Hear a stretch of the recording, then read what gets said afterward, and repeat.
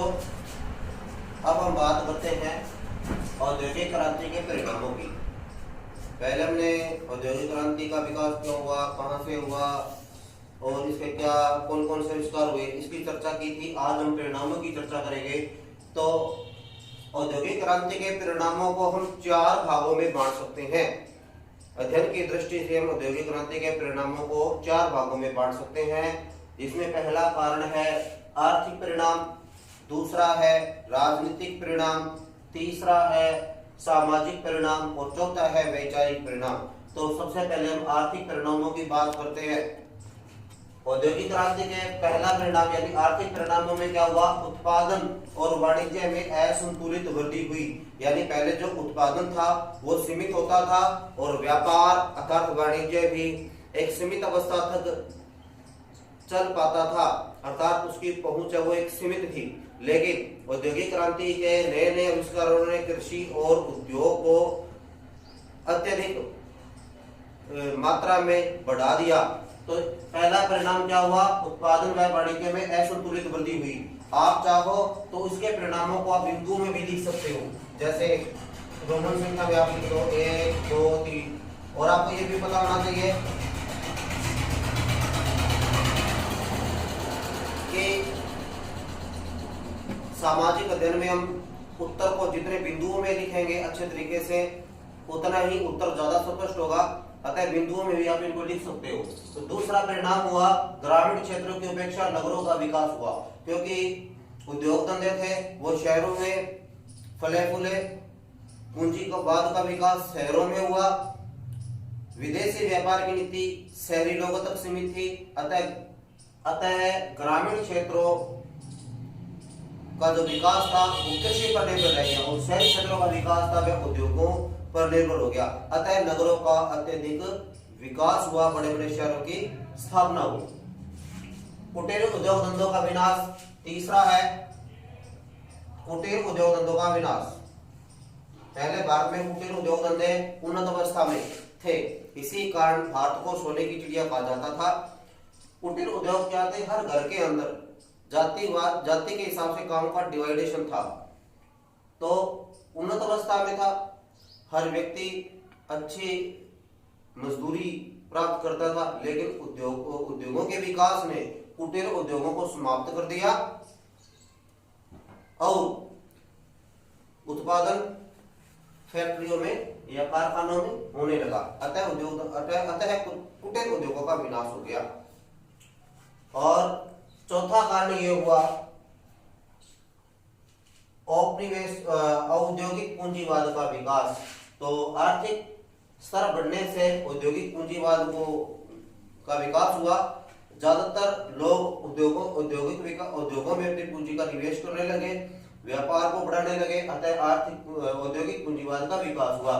और 5वां बिंदु है राष्ट्रीय बाजारों का उदय हुआ और उनको सरकारों द्वारा संरक्षण प्राप्त हुआ।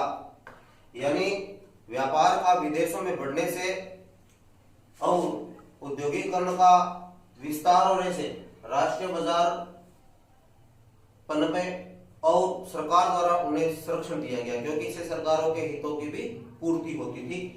और दूसरा है राजनीतिक परिणाम। राजनीतिक क्या परिणाम निकले, औद्योगिकरण से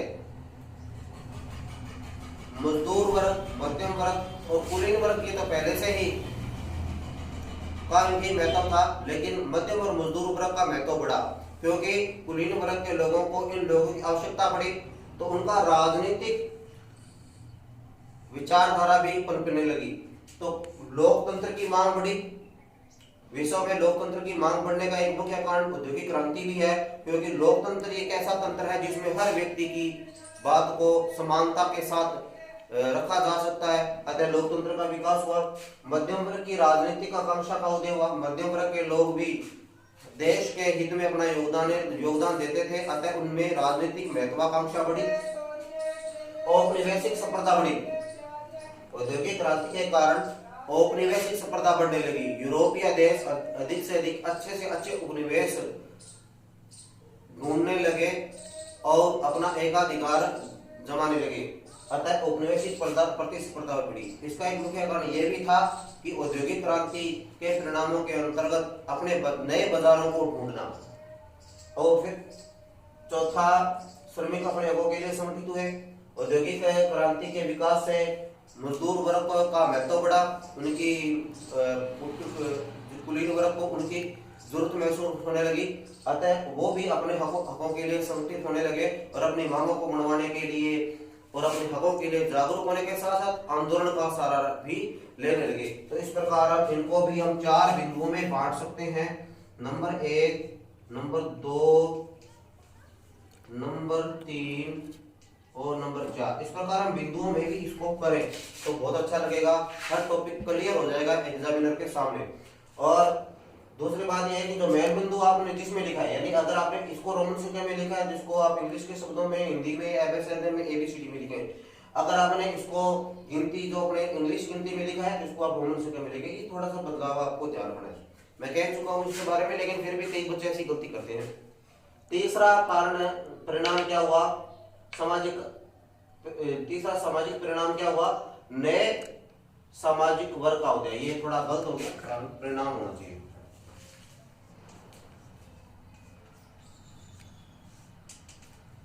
तो नए सामाजिक वर्ग का उदय हुआ, यानी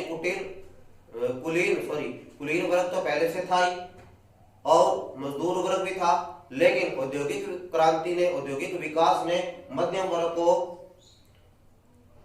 बढ़ावा दिया, तो मध्यम वर्ग का महत्व बढ़ा, तो नए सामाजिक वर्ग का उदय हुआ। संयुक्त परिवार की प्रथा खत्म होगी, लोग संयुक्त रूप से रहना छोड़ करके एकांत और आर्थिक विकास के लिए शहरों की तरफ जाने लगे। नैतिक मूल्यों में गिरावट आई, आर्थिक विकास का बोलबाला बढ़ने से मनुष्य का नैतिक और चारित्रिक पतन हुआ।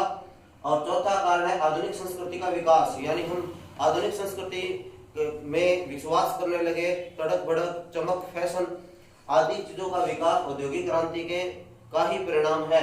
और आगे वाला है समाज में अर्थ प्रभावी हुआ। यहाँ पर अर्थ का मतलब धन या पैसे से है, यानी उस व्यक्ति की प्रधानता होने लगी जिसके पास धन था। अतः इन सामाजिक विचारधारा भी, सामाजिक परिणाम भी औद्योगिक क्रांति की देन है। और चौथा बिंदु है वैचारिक परिणाम। विचारों में भी परिवर्तन आया मनुष्य के, जैसे औद्योगिक क्रांति बढ़ी, समाज का स्वरूप बदला, और जैसा समाज में देखते हैं वैसे विचार व्यक्ति में उत्पन्न होते हैं। तो वैचारिक परिणामों में क्या हुआ, आर्थिक उदारवाद को बढ़ावा मिला, यानी आर्थिक रूप से व्यक्ति का जो रुख था, सॉफ्ट कॉर्नर यानी रुख था, वो आर्थिक उदारवाद की तरफ हो गया और समाजवाद का उदय हुआ। तो समाजवाद का उदय किसकी देन है, औद्योगिक क्रांति की देन है। इस प्रकार आप इनको बिंदुओं में भी करोगे तो और भी अच्छे अंक आपके आएंगे। धन्यवाद। औद्योगिक क्रांति के परिणामों के बाद अब हम नया टॉपिक प्रारंभ करेंगे, जर्मनी का एकीकरण। इटली और जर्मनी के एकीकरण नाम के 2 टॉपिक आपके अध्याय में हैं, जिसमें से एक आने की संभावना है, अतः आप दोनों को ध्यान से देखें और कहानी के रूप में इसको पढ़ें। 18वीं शताब्दी के अंत में जर्मनी था वो 300 छोटी छोटी रियासतों में विभक्त था। तो 300 फैक्ट याद कर लो, फैक्ट याद करोगे तो इसको 3 पृष्ठों में आप आराम से लिख सकते हो। तो 300 रियासतों में विभक्त था। अगर हम जर्मनी की भौगोलिक स्थिति को देखें तो भौगोलिक स्थिति के हिसाब से इसे 3 प्रांतों में या 3 भागों में बांटा जा सकता है, उत्तरी प्रांत, मध्य प्रांत और दक्षिणी प्रांत। पर्शिया इनके उत्तरी प्रांत का हिस्सा था और उसमें कई राज्य आते हैं, यानी तीनों भागों में कई शहर और कई रियासतें, अगर रियासतों की दृष्टि से देखें तो कई आती थी। इसमें आकार और सैनिक दृष्टि से, आकार और सैनिक दृष्टि से पर्शिया जो कि उत्तरी भाग में था, ये भी ध्यान रखना है, ये आपकी बुक में डायरेक्ट नहीं मिलेगा, इनडायरेक्ट प्रश्न है ये। पर्शिया जर्मनी के किस भाग में स्थित थी, उत्तरी भाग में। जर्मनी के एकीकरण के समय कौन सा राज्य सैनिक दृष्टि से मजबूत था, पर्शिया। पर्शिया जर्मनी के किस भाग की रियासत थी या किस भाग में अवस्थित था, उत्तरी। तो ये 3 प्रश्न बन गए इनडायरेक्ट, ध्यान से इसको देखना है। और यह सबसे शक्तिशाली राज्य था, लेकिन इसकी सबसे बड़ी कमजोरी थी कि ये राजनैतिक रूप से विखंडित था, यानी राजनीतिक संगठन उन्नत अवस्था में अच्छे नहीं थे। केवल दो तथ्य जर्मनी को आपस में जोड़ रहे रखते थे, बाकी विषयों पर जर्मनी के लोगों में आपसी मतभेद थे और वो भी बहुत ज्यादा मतभेद थे, लेकिन दो बातें ऐसी थी जिसके कारण जर्मनी का एकीकरण होना संभव हो पाया। आपको पता होगा कि जर्मनी दो भागों में विभाजित हो चुका था और वापिस आ गया, जैसे भारत और पाकिस्तान दो अलग देश बने, वैसे जर्मनी दो पार्टों में था। तो इसका सबसे पहला कारण क्या था? वे दो भावनाएं कौन सी थी? और भावनाएं जनता में होनी आवश्यक है। वे दो भावनाएं थी, एक तो जर्मनी की जो जनता थी वह रोमन सम्राट के प्रति, रोमन सम्राट था उसके प्रति सिद्धांतिक रूप से जुड़ी हुई थी, उसका आदर करती थी, उसकी बातों का प्रभाव मानती थी। तो पहला कारण था कि जर्मनी की जनता रोमन सम्राट के प्रति सैद्धांतिक रूप से उसका आदर करती थी। और दूसरा कारण था डाइट का अस्तित्व था। डाइट एक ऐसी राजनीतिक संस्था थी जिसके प्रतिनिधि लगभग एक मंच पर संगठित होते थे, एक मंच पर उपस्थित होते थे। तो सभी प्रांत के जो प्रतिनिधि थे वो एक स्थान पर इकट्ठे होते थे और राजनीतिक विचार विमर्श करते थे। उनके आपसी संबंधों के कारण ये दो बातें थी जिसके कारण जर्मनी विभाजित होते हुए भी एकीकरण के रूप में वापस संगठित हो पाया। तो डाइट का अस्तित्व इसमें इंपॉर्टेंट था। डाइट क्या है? डाइट एक जनप्रतिनिधि, जो राज्य के जो जनप्रतिनिधि थे, तीन राज्यों में विभक्त था, उत्तरी मध्य और दक्षिणी। इनके जो प्रतिनिधि थे वो, जैसे हमारे राजस्थान के अंदर सपोज करो कि 200 एमएलए है, वो 200 एमएलए विधानसभा में बैठते हैं, 200 के 200 चाहे वो किसी पार्टी या दल का हो, वहां पर बैठेंगे। तो वैसे ही डाइट थी जिसने जर्मनी के एकीकरण में अहम योगदान दिया। तो ये दो बातें आपको विशेष याद करनी है, कुछ नहीं, डाइट नाम याद रखना है, रोमन सम्राट के प्रति सिद्धांतिक, ये जो आपको अंडरलाइन के बिंदु याद करोगे तो पूरा एकीकरण आपको आ जाएगा। अब देखो, फ्रांसीसी लिपान के अनुसार, एक फ्रांसीसी विद्वान था, फ्रांसीसी लिपान फ्रांस का था ये।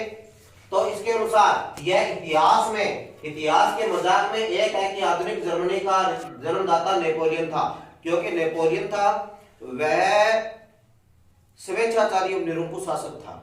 जितने भी जर्मनी के अंदर जितने भी युद्ध हुए, जर्मनी ने युद्ध किए, उसमें नेपोलियन की सोच राष्ट्रवादी थी। लेकिन लिपान का मत है, तो आपको इसको याद करना है। तो ये कोटेशन आपसे छोटे प्रश्नों में पूछ सकता है, उक्त कथन किस विद्वान का है, तो आप इसको ध्यान में रखें। अब जर्मनी के एकीकरण की प्रमुख बाधाएं क्या थी?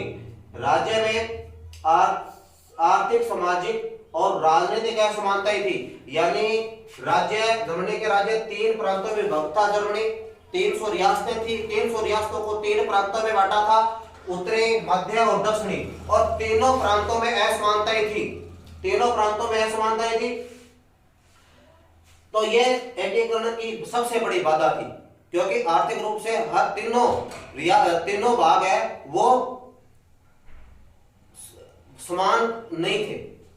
दूसरा कारण है जर्मनी की समस्याओं में ऑस्ट्रिया हस्तक्षेप करता था, यह सबसे बड़ा कारण था एकीकरण में बाधा। ऑस्ट्रिया नहीं चाहता था कि जर्मनी वापिस एक हो, और वह अपना हस्तक्षेप अप्रत्यक्ष रूप से जर्मनी में बढ़ा रहा था। और तीसरा कारण था इंग्लैंड भी फ्रांस के राज्यों में हस्तक्षेप करता था, और इंग्लैंड विशेषकर किस प्रांत में हस्तक्षेप करता था? उत्तरी प्रांत में। यह भी आपको छोटे प्रश्नों में याद रखना है। फ्रांस के एकीकरण में इंग्लैंड का किस प्रांत पर प्रभाव था? तो उत्तरी प्रांत में प्रभाव था। आपको ये प्रश्न नहीं, ये प्रश्न है,